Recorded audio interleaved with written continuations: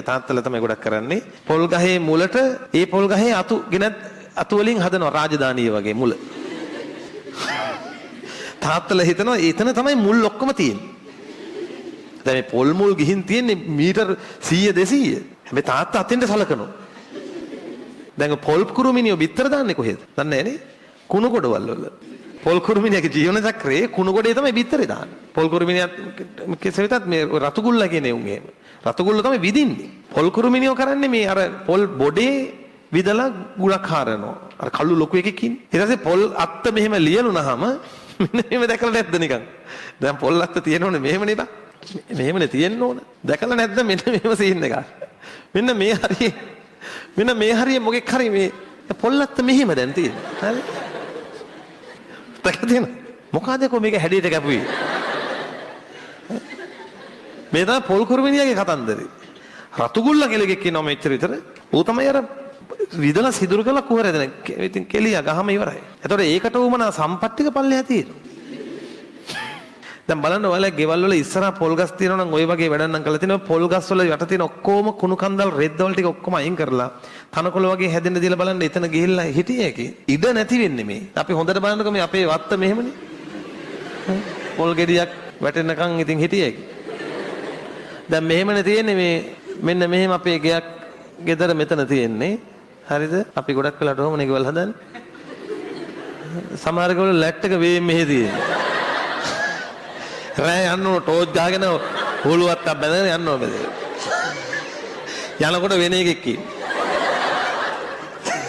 මොකද එහා ගෙදර එකාට ඒක ළඟයි. හැමෝම බලන්නේ දුරනේ බලන්නේ ඕනද? මේ මගුල් කරන්න එපා. මේ ඇයි මෙහෙම මේ ඈත් කළාද? ලිඳ මෙහෙ. ඒ ඔය වගේ මේ එහෙම කරන්න එපා. ඒ ඇත්තටම අපි කරගන්න ගොන් වැඩ. ඔයාලට හිතෙන්නේ නැද්ද නිකන් මම මෙහෙම කියන්නේ? පට්ට ගොන් වැඩක් නෙමෙයි කරන්නේ. එක්ක ලිඳයි ලැට් එකයි ඒක ළඟ මොනවද මන්දයි ඉතින්. හොඳට බලන්න අපේ ගෙවල් වල මෙන්න මේ ටිකනේ මිදුල. මේ ටිකයි මෙන්න මෙහෙම තීරුවක් අපි විසින් නිර්මාණය කරගෙන තියෙනවා. එතනින් එහා යනවා කියන්නේ මම්ම යන්න එපා වීදුරු කටු කියනවා මේ හරිය.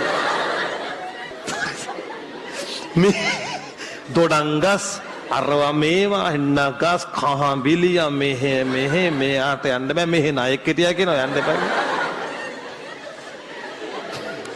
හොඳට බලහල්ලකෝ. අපි හොඳ ඉඩ ඇති මිනිස්සු ඉඩ තියෙනවා අපිට. දැන් ඔය කොළඹ වගේ ගත්තාම පර්චස් 8යි නම් ගෙදර පර්චස් 7.5ම ගෙදර ඉඩ මේ පර්චස් 8යි නම් තියෙන්නේ. පොඩි ඉඩක් තියෙන ඒ ඉඩේ මේ මිනිස්සු කරලා තියෙන මොකද්ද? ලෑන්ඩ්ස්කේප් කරලා මේ තනකොළ දාගෙන ඔය දන් ගහක් වගේ මොනවාරි හදාගෙන මල් ගස් ටිකක් හදාගෙන පිළිවෙලක් තියෙනවා. මේ කටු එරමිනියා ආයි කෙලවිල යනවා මෙහෙට ගියා කියන්නේ. ඊළඟට කිසිම වැඩකට ගන්න නැති වලක් තියෙනවා. බලන්න මේ හොඳට බලන්න. වැඩකට ගන්න නැති වැහි කාලට හොඳට වතුර පෙන කිසිම වැඩක් නැති වලක් තියෙනවා. ඒ වලට බහින්න නම් බෑ. කටු තියෙනවා. මේ වීදුරු කටු. ගෙවත්ත ලස්සනට තියාගන්න. දැන් අපේ ඉඩ මේ 4 කොන් වල ඇවිද්දේ. අපි දැනුවේ නිදහස්. තේරෙනවද? සුදු වැල්ලක් තියෙනවා. ඒක අතුක ගා ඉන්නවා. ඉතින් බල්ලෙක් බෙට්ටක් දාලා ගියාම ඌට සාප කර කර ඉන්නේ. මේකගේ මහන්න ඕන එකේ ඉන්නවා ඉතින්.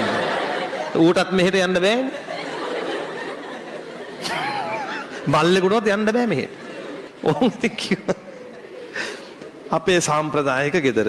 දැන් ගෙවල් වල තියෙනවනේ ගොඩ ඔය දැන් ගෙවල් වල දන්නේ නැති උනාට වතුර එකතු වෙන ප්‍රධාන තැනක් තමයි මදුරුව බෝ වෙන ෆ්‍රිජ් එකේ තැටිය යට.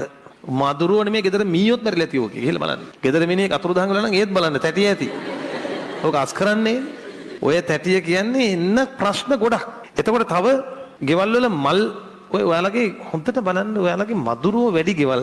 ඔයාලගේම පළාතේ අනික් ගෙවල්වලට මදුරුව එන්නේ 1 2යි. ඔයාලගේ ඇති ටිකන් හැම වෙලේම වගේ කරදරේ. ඒ එන්නේ අඳුර වැඩි නම්, ගස් කොළන් වැඩි නම් විශේෂයෙන් ඔන්නේ සීතට හැදෙන හබරල වගේ අර ඒ කුලේ ශාකතිය. ඒ වගේ තියෙනවා අර ඒ අත්ත වගේ එක මෙම හයි වෙන තැන පොඩි පොකට් එකක් වගේ. ඔකේ වතුර තියෙනවා. ඒකේ බඩු බෝ වෙනවා. ඒ හින්දා ගෙවල් වල ඔන්න තියෙන ඔය විකාර කපලා අයින් කරන්න. මට තේරුම් ගන්නම බැරි දෙයක් තියෙන්නේ සමහර ගෙවල් වල තියෙන ඒ ගෙදරට අඳුර ගේන, ඒ ගෙදරට මූසලකම ගේන ගස්, ඒ මල් පැල ඒ ගෙදර මිනිස්සු තියන් ඉන්නෝනේ අප්පා අවුරුදු ගණන්.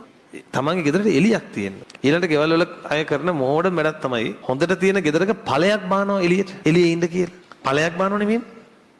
නැද්ද එහෙම සාමාන්‍ය ගෙවල් වල තියෙනවා වැඩි. දැන් ගෙදරින් ඇතුල් වෙන දොර තියෙනවා. ඒ දොරට එළියෙන් මෙහෙම ඵලයක් බානවා. මොකද වෙන්නේ එකෙන්? කෙලින්ම ගේ ඇතුළට අඳුර එනවා. ඒ වගේ වැඩ කරගන්න හොඳ නැහැ ගෙවල් වල. කරන මෝඩම වැඩ ටිකක් මම කියන්නේ. ගෙවල් නිකන් ඔහේ හදන්න එපා ළමයි ඵල දෙකක් ගහගෙන විකාර. ඒ මල් හිටවනකොට උනත් ගෙවල් වල අඳුරේ එන ගහ මුළු පලාත වහගෙන හැදෙන දැන් සමහර ගෙවල් තියෙනවා කොට්ටම්බ ගස්. සිංහරාජේ වියන්න ස්තරය වගේ. මොකටද තියන් ඉන්නේ? මොනවාරි හම්බෙනවද?